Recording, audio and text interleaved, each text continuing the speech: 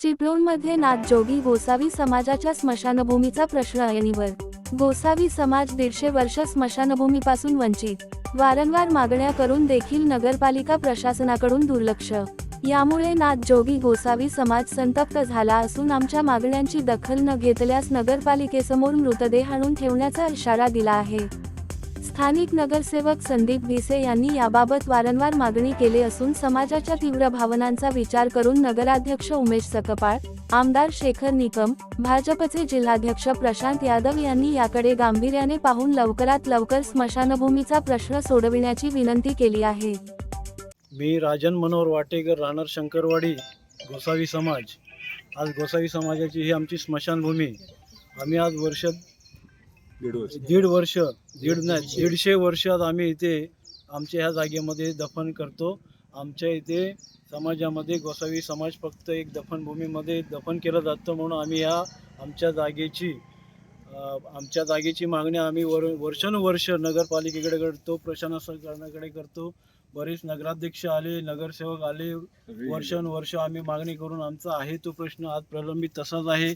आज आम्हाला इथे लाईट नाही आहे, येण्या जाण्यासाठी रस्ता नाही आहे, तरी सुद्धा आम्ही आज स्वखर्चाने आम्ही आमच्या हे करतो, इथे पाण्याची वाट करतो. आज माझी चुलती आज इथे दुःखद निधन झाले, तरी इथं आज अशी अवस्था आहे, आम्हाला पाण्याचं इथे एक थेंब नाही आहे, लाईटची व्यवस्था नाही आहे, तरी आम्ही ही मागणी करून आमची आज इथे अशी उपासना केली जाते की आम्हाला कोणत्या सुविधा दिल्या, काय हेतू आहे प्रशासनाला आम्ही वारंवार विचारून सुद्धा आमच्याकडे लक्ष देत नाही. आमच्या ग्रामस्थांची, आमच्या नाथजोगी बांधवांची एकच मागणी आहे की आम्हाला ही स्मशानभूमीची आम्हाला व्यवस्था करून नगरपालिकेने तातडीने द्यावी. नाहीतर ह्याच्या पुढे जर का भविष्यात काय झालं, दुःखद निधन कोणाचं झालं, तर याची काळजी आम्ही घेऊच, पण तिथे पहिलं नगरपालिकेत आणून आम्ही समोर ठेवणार आणि नंतर आम्ही त्याची हे करणार, उपोषणाला बसणार. नमस्कार.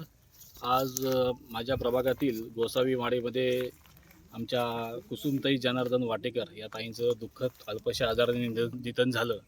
मी त्यांना पहिल्यांदा भावपूर्ण श्रद्धांजली देतो. त्यांच्या अंत्यविधीला इथं उपस्थित असताना मी हे सगळं पाहतोय की अतिशय दयनीय अवस्थेमध्ये हे लोक इथं दफनविधी करत आहेत. मी पहिल्याच सभेमध्ये काउन्सिलमध्ये हा विषय मांडला की या लोकांना स्मशानभूमीची अत्यंत गरज आहे. वारंवार नगरपालिकेविषयी पत्रव्यवहार केला आहे. सन्माननीय नगराध्यक्ष उमेशजींना हा विषय कानावरती आहे.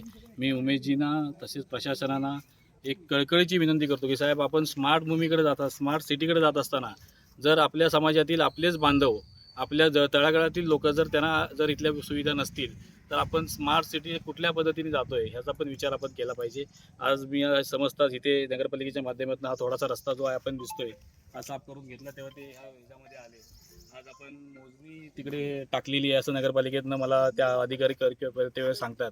पण मी उमेशजी सकपाळ असतील, आमचे जिल्हाध्यक्षजी प्रशांतजी यादव असतील, युतीचे सर्वच नेते असतील, मग चव्हाण साहेब असतील, सन्माननीय आमदार शेखर निकम असतील, या सगळ्यांना विनंती करणार आहे, ह्या सगळ्यांना घेऊन, की खरंच या लोकांना अत्यंत स्मशानभूमीची गरज आहे. आपण ती जागा कोणाची आहे, मग त्यांचं किती आहे, ह्याचा तोडगा आपण सगळ्यांनी मिळून बसून काढला पाहिजे. आज मी इथे आल्यानंतर मला परिस्थिती समजली, नाहीतर समजली नसती की लोक कुठल्या परिस्थितीत येत आहेत. आज रात्री आली आणि एखाद्याच्या पायाला जर विचू चावला तर ती परिस्थिती अतिशय डेंजर होऊन जाईल.